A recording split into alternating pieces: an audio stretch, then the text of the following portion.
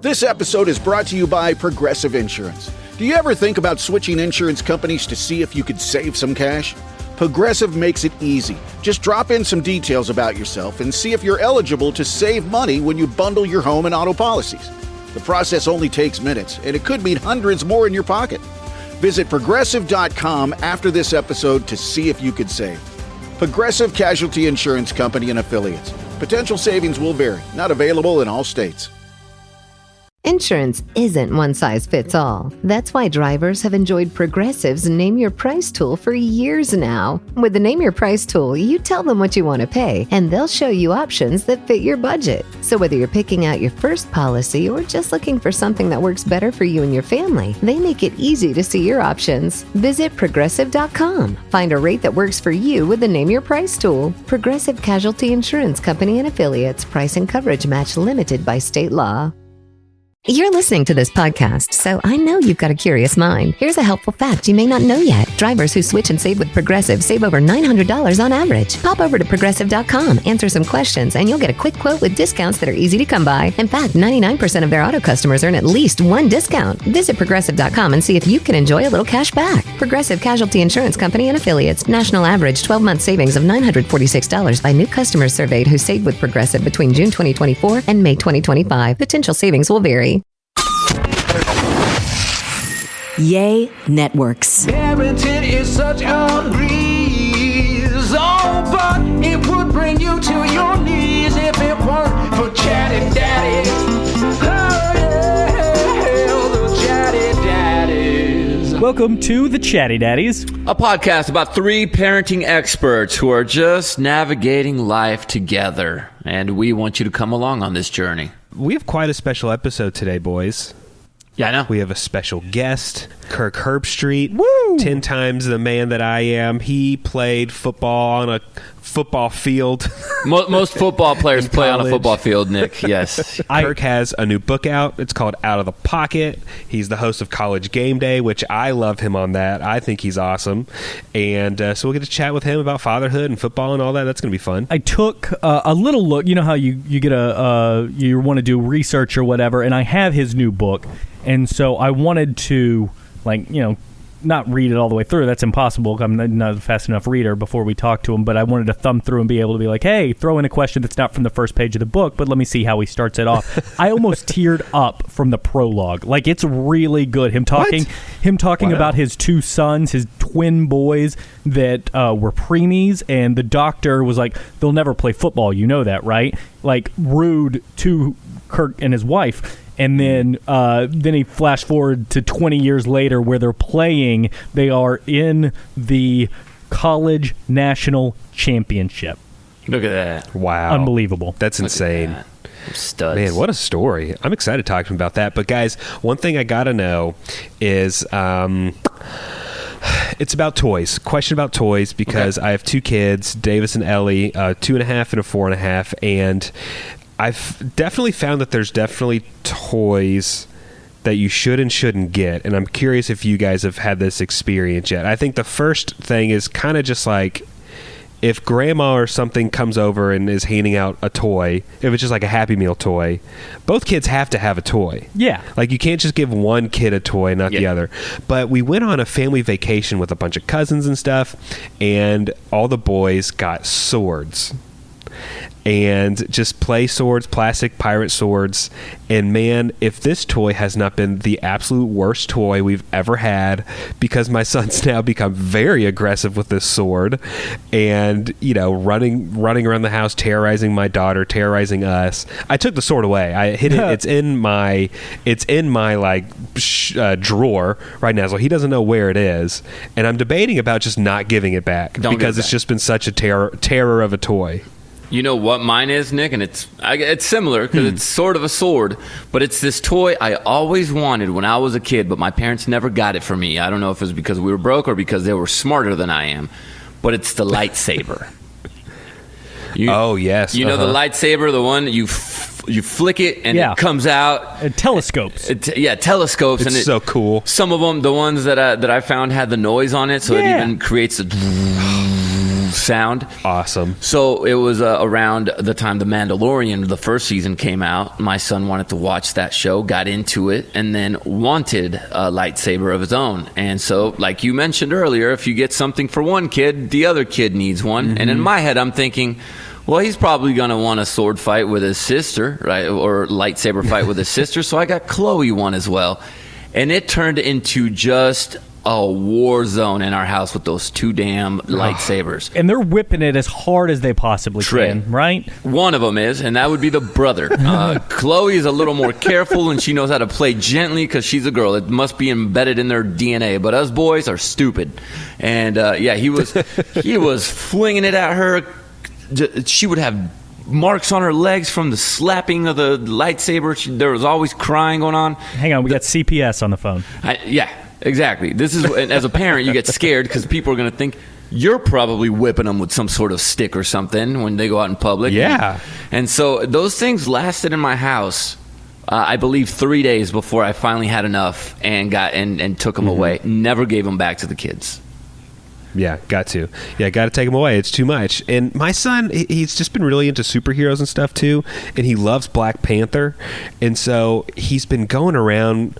I did make the mistake of showing him some Black Panther footage from the movies, and so he's going around like and he'll pretend like he's launching claws out of his hands. So he'll go and he'll put his hands like he's got cat claws, and so he's like running around with his cat claws, and it's just like, this is I'm gonna have to stop all superheroes. I'm gonna have to stop all sword fighting. Everything has to go away. We're going back to Mickey Mouse and Sesame Street, I think, is what we have to do. I know it's the controversial topic after Santa said no guns to that kid this past Christmas, and people were like, oh.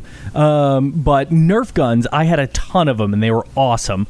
And then that sounds dope. I graduated to the BB gun, which is just a mistake. Yeah, you'll shoot your eye out. I was probably 9 when I got the BB gun, and I would try to shoot a bird when I didn't care if I was hurting another living creature or whatever when I was a little psychopath. But eventually that got put into the garage, just not playing with it anymore, and it was found one day by one of my dad's best friends.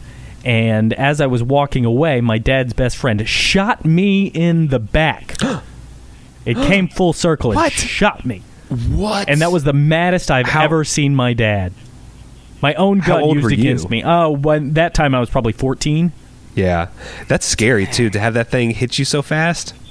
Yeah. And I fell to the ground being all over dramatic. Oh, you got to. He took the gun, goes, go home. Yeah. Wow. Because we all know that one dude. Yep. We all know that kid that has a BB pellet embedded in their leg, right? Like they grab the magnet and they show everybody at school like they got shot by a BB gun and it's stuck in there forever. Did you get that, Trey? No. These were just like BBs, like little round guys, and it wasn't. I mean, it was like an air pump rifle. It wasn't anything strong, and it wasn't a pellet. It was just the little circular BB. Here's another one, Trey. Oh yeah, go ahead. I want to warn Trey about this one before you go into yours, Nick, because this seems like a fun toy, and it seems like hours of fun. But if you have carpet in your house, the biggest mistake you can make as a parent is get your kids that dang gack or the slime. Oh, I love gack. I know you do. I know you do. You love it until it's in your carpet, and when it dries, it hardens, and your kids never tell you when they get it on the carpet, so it's too late to get it out, and you can try to do all the YouTube tricks that they show with the vinegar and all that stuff, but it never comes out fully. I loved the smell of gack. Same. Is anybody okay? Good. I didn't know if that was crazy or not. It's like crayons. It's just one of those smells, or Play-Doh, that just kind of like takes you right back to your childhood. Right. And they had gack that had scents. Like, I feel like I remember like a pizza scented gack before. Really? And maybe like fruit flavored color. Yeah, I think. Maybe I'm That's wrong. Weird. I don't know. If not, invent it. Pizza scented anything when it was a toy or a marker or even the scratch and sniff stickers never smelled like pizza. And even the Pringles, the goldfish that are supposed to be pizza blasted. They don't taste or smell like it. Pizza Pringles are so good, guys. Oh my gosh. No, original or go home. No, salt and vinegar. Salt and vinegar. Yeah, you got to throw some flavor in there. Barbecue's good. Sour cream and onion's good. Buffalo's good. Yes. Mm-hmm. Have you guys tried the stacks? They're just not as good. Just not. They're not. I think That's it not was. Do you Sam's remember the Pringles. comedian Mitch Hedberg? Do you remember that guy? Of course. I think he had a, maybe it wasn't him, but some comedian had a joke that was like, I think Pringles wanted to make tennis balls, but they sent them potatoes instead and said, well, let's make chips, or because they already had the tubes. Was it Dimitri Martin? They have the same. They Maybe have it the was same Dimitri kind of Martin. cadence to them.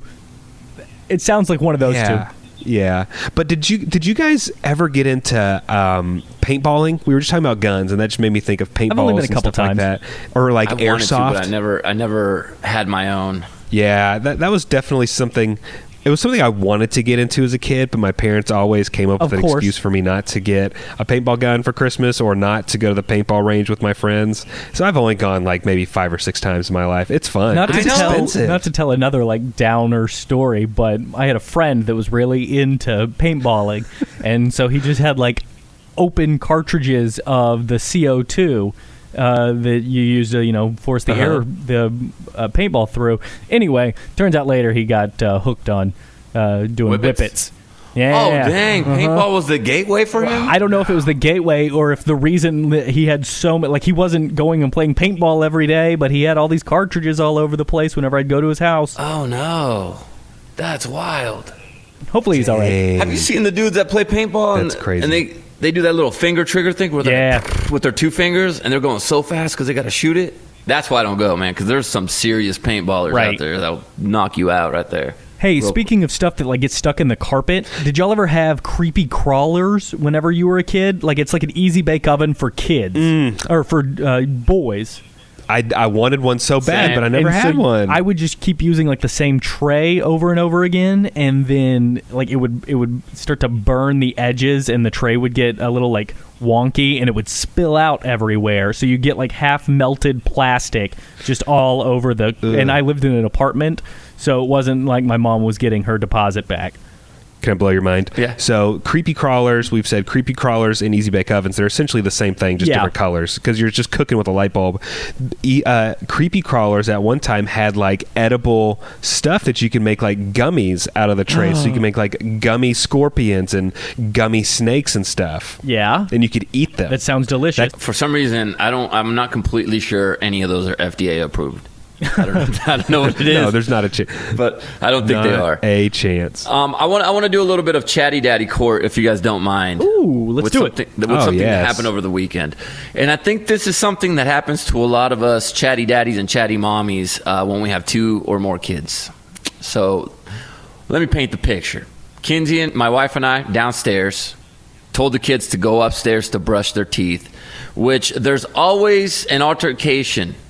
99.5% of the time there's going to be a stop and a fight, and then we end up yelling at them.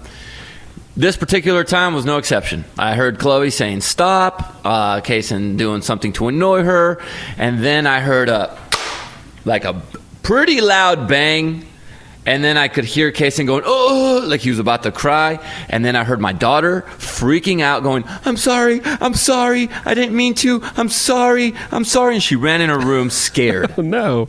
I thought I was going to walk up to a bloodbath. Yeah. I walk upstairs. Kaysen's on the couch holding his eye and his head, and Chloe's hiding in her room. So I walked in the room. Okay, I ran in the room calmly. Okay, I ran in the room not calmly. And I'm asking, what happened? What's going on? Is he bleeding? I didn't even want to look at Kaysen yet because I just wanted to get her story first because he was just crying. And she goes, he was making fun of me, and he called me a nerd, and I told him to stop, and he called me a nerd again, so I threw a wire hanger at him. And I said, you threw a wire hanger at him? Ooh. And she said, yeah, and it hit him in the hip. And then he picked it up, and he threw it at me, and he missed. And so I picked it up, and I threw it at him, and it hit him in the eye and the head with the metal part. And I thought to myself, oh, crap.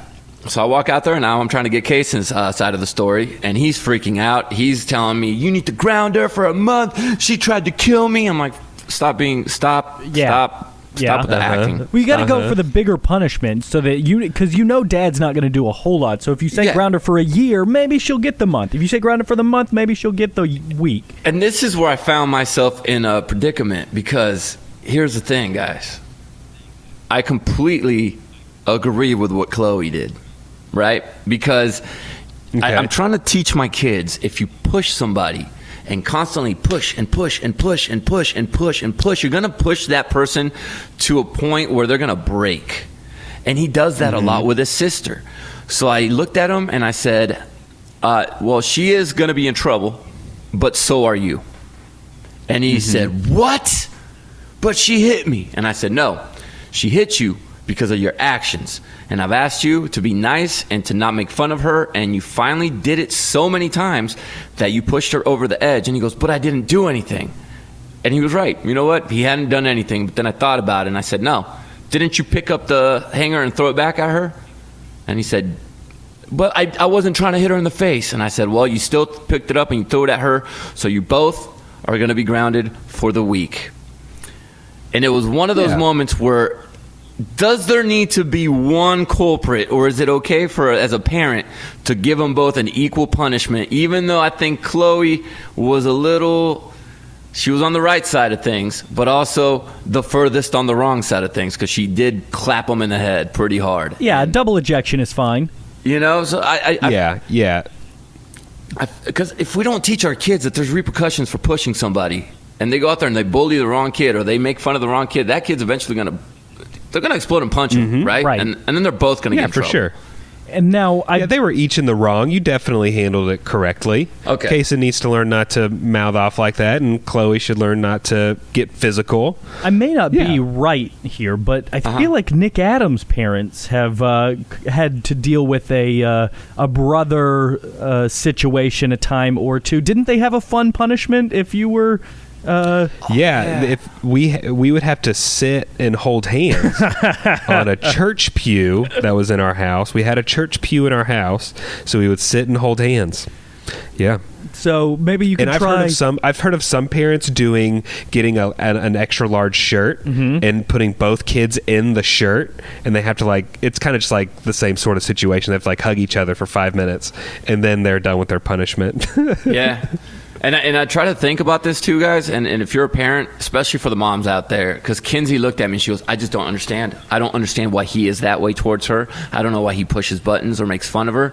And I'm sitting there going I was the same way with my sister. Yeah, 100%. I don't know what it is about us as big brothers, but man, we suck. We truly suck as big brothers.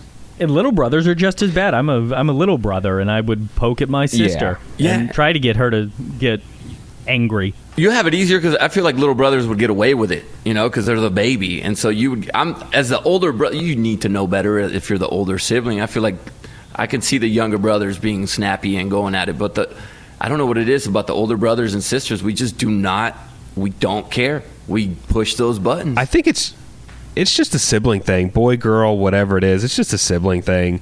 And I'm pretty sure I've told this story before, but I'll tell it again. So we were at my grandparents' house, me and my brother, and I kept getting in my brother's face. I wasn't touching him, but I would just flinch, act like I was going to jump on him or something, just flinching right in his face.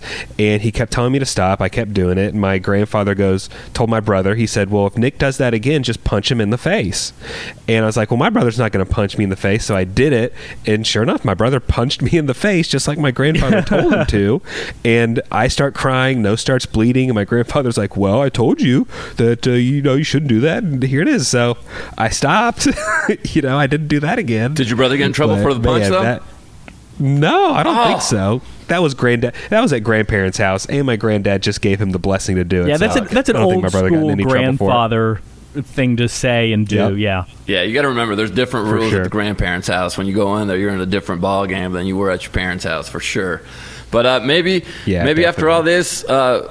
Maybe I could use the help of BetterHelp, and get us a little family help when it comes with my kids, man. Family matters, personal matters, yes, all sorts of issues that are going on inside your brain. BetterHelp is here to help because they've got professional counselors that are here to help you at your availability, your convenience. You can just get on your phone and talk to somebody who can help you through it. How incredibly convenient is it that we can get therapy from our own home? Exactly. You can literally sit in your own bed. And when you go to a therapist's office, you always sit on the couch. Well, you can sit on your couch. That couch is going to be way more comfortable. Oh, yeah. Because you like that couch. And that's exactly what you can do with BetterHelp. It's incredible. And the best part about this is that when you go to a therapist's office, everything's confidential. It stays in that room. Same goes for BetterHelp on the app. Everything you share will stay confidential. And the best part about this is that a lot of people don't want to go get a therapy or go get help because maybe there's money issues. BetterHelp is extremely affordable. In fact, you could go check out their testimonials. They have some posted daily on their site because so many people are getting help. They even need more counselors in every single state in America because people are going to BetterHelp because it works. And we want you to start living a happier life today. So as a listener, you can get 10% off your first month by visiting our sponsor, BetterHelp.com/daddies. Join over 1 million people who have taken charge of their own mental health. Again, that's BetterHelp, HELP.com/daddies. Ooh! Look at that, coming in hot. That's standing 6'4" tall, unless he's shrunk since his college days. Coming straight out of The Ohio State University. He's got a new memoir out. It's called Out of the Pocket. Kirk Herbstreit, how are you doing, sir? Woo! Great. How you guys doing? Doing great, man. Awesome. Now, I've been reading your book. I got a little advanced copy because I guess I'm fancy like that. And I don't want to be the guy that starts off with like, oh, yeah, page 1 was great. I picked this up, and the prologue, Kirk, dude, I was tearing up just from reading your story about your twins ending up in the national championship. That was incredible, and it hooked me from literally page 1. I appreciate it. Gene Wojciechowski, who helped me with the book and has written several books, he most recently wrote a book with Bob Stoops. I think he took the story and decided to try to grab the attention of the reader. For people that don't know, my kids ended up going to Clemson as preferred walk-ons, but they were born 2 pounds each. Full pregnancy is 40 weeks. My wife and I went in for week 20 checkup, and when we went in, they were very concerned. She was what's called funneling, and she didn't realize it at the time. We didn't know she had what's called incompetent cervix, and she was going into labor at week 20. And so she had to go immediately to the hospital, go on bed rest. She did not get out of the bed for anything, shower, bathroom, for anything, for 8 weeks. Held on as long as she could, and they were born at 28 weeks, 2 pounds each. Skin was transparent. I could take my wedding ring off and put it down their foot all the way up to their hip bone, all the way up their leg to their hip. So that was our introduction to parenting, and we were in the NICU for 8 weeks, and they were tiny little guys, and really for most of their life, they were 10 or 15 percentile on height and weight, kindergarten all the way up, really until they got into about their junior year.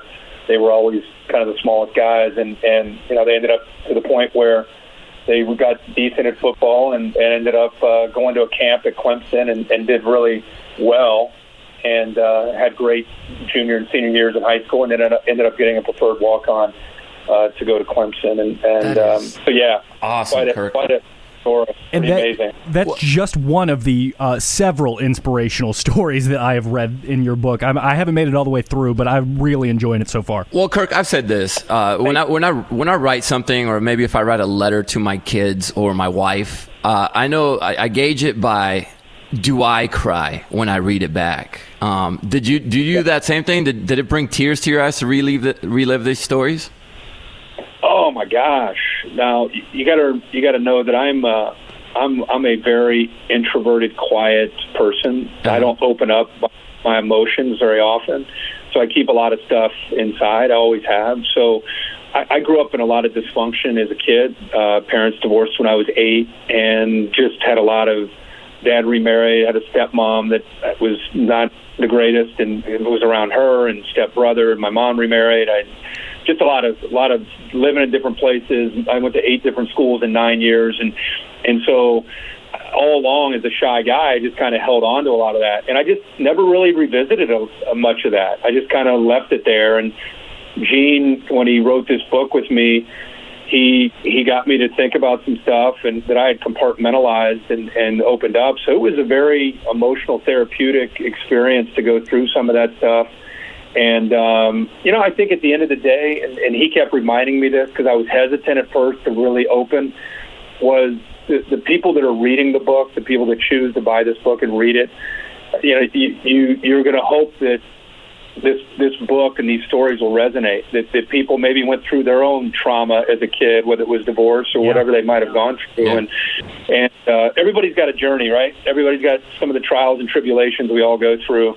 But to read back the book was tough to do, but I'm glad I opened up, and I'm glad I got vulnerable and decided to do this. Well, some of the best people come out of difficult circumstances, like you, and I cannot wait to see what it entails. But a question I wanted to ask you, Kirk, I have a son. He's 9 years old, and I started with football. I used to play football, not as high as you got, in the college world, but I love the game, and I wanted him to feel the love for that game, but I find myself getting a little bit of judgment from parents because I already got my son playing tackle at 9 years old. Mm-hmm. How was that a difficult transition? Was that a difficult choice for you and your wife to make, to let your kids play that sport? For me, where I kind of decided, my kids were tough, like in the backyard without pads. Like we would play backyard football without the quarterback, and they're like playing against each other. And they would hit each other so hard with pads on that I went over and I researched and studied the local league and watched the hitting that was going on. And I was like, man, my kids play harder in the front yard without pads on, tackling each other than they play over here. And so for me, it gave me a little bit of peace of mind that as undersized kids, they're pretty tenacious. And so I think that helped me. If they didn't have that tenacious personality and enjoy that aspect of it, I probably would have kept them in flag. If they liked the game, I probably would have not allowed them to play. So I think the answer to me to that is it just depends on the individual, the kid himself.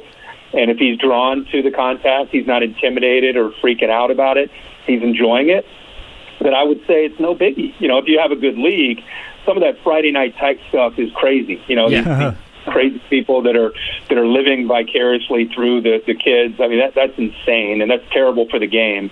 But if it's a healthy league and it's dads that are out there coaching and everybody's trying to have fun and everybody's trying to learn about the game, I say do it and have fun doing it. But I think it's a case-by-case thing, in my opinion, anyway.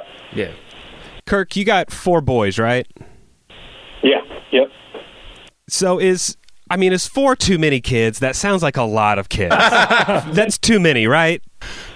No, man. Once you get to like 3, it's just like 3, 4, 5. I don't know. It's just there's just a lot of them, And we started with 2. So when we had our third son, Zach, our twins were about 3 years old, and just having one baby after you go through 2, especially that were preemie, it made it, I don't want to say easy, but easier than what we had. And then the fourth one came along. It sounds nuts, 4 kids, but thank God my kids are very, everybody thinks their kids are great, but my kids are pretty easy as far as discipline and just trying to do the right thing. But at times, I tell you, somebody told me when I was a young dad, they said, because you're up in the middle of the night and it's just a lot of when you have 4 of them that are all under about 6, it's crazy. Right. And somebody said, listen, the days are long, but the years are fast. And now I got 3 of them out of the house in college, and I'm like, what in the heck just happened? I mean, they're gone. And I got one left. Poor guy. I'm holding on to him for dear life. Well, he's a freshman in high school, but he's my last one. The other 3 in school. So it sounds like a lot until it's gone. Then you wish you had it back. Kirk, you did the ultimate dad move too, and I saw this story, and it's been making headlines, and I loved what you did because you have a really cool job. Honestly, you've had one of the coolest jobs in the country for years, but you uprooted where you've been living, and you moved back home to Ohio. Yeah. So so we enjoyed Nashville. We were there for 10 years. My mom is 81. My mother-in-law has been battling cancer. Both my wife's dad and my dad are no longer with us, and they're all in Ohio. My sister is also in Ohio. And so with my son, Zach, going to Ohio State to play football there, everything that's been going on with our parents, our moms, we had a son that was going to be a freshman, and I just decided, let's go up back to Ohio into the Cincinnati area and let our youngest Chase go to a high school there that has a great pedigree and great culture and just great academics, great everything. The Catholic school in Cincinnati. So that's where we decided to uproot and move him there and be close to our parents, be close to our moms, and be close to our son at Ohio State. And it's made the decision. We've been here since June, and we still live in Nashville. So we're going back and forth between Cincinnati and Nashville. But we're gonna see how this goes and give my son, who's a quarterback, the only one of my four, the best chance to have some success at this school. I got one last question for you. So I just got to the part in your book where you had to make the choice between a low-paying radio job and a high-paying med sales job. You went in the direction of radio broadcasting, and your parents were very supportive. I feel like I would have told my kids, take the money. Do you feel like you would tell your kids, take the money, or go after what you're hoping to do with your career, broadcasting, something fun that they really want to do? If I'm being honest, I would probably say go the safer route. Yeah, that's what I thought as soon as I read it. All my parents, all my family, my parents, everybody, my good friends, talked to some former Ohio State players. They're like, dude, you got to cut the cord, stop hanging on to your playing days, get on with your life. Everybody told me that was the wrong decision. But man, it was just, I'm always a guy when I get to a fork in the road. I really weigh all the options. I think about it nonstop, and then at the end of the day, I don't know if it's right or wrong. I follow my gut, and my gut said a $12,000 paying job versus a potential six-figure job. I didn't come from money ever in my life, so money wasn't a big thing for me.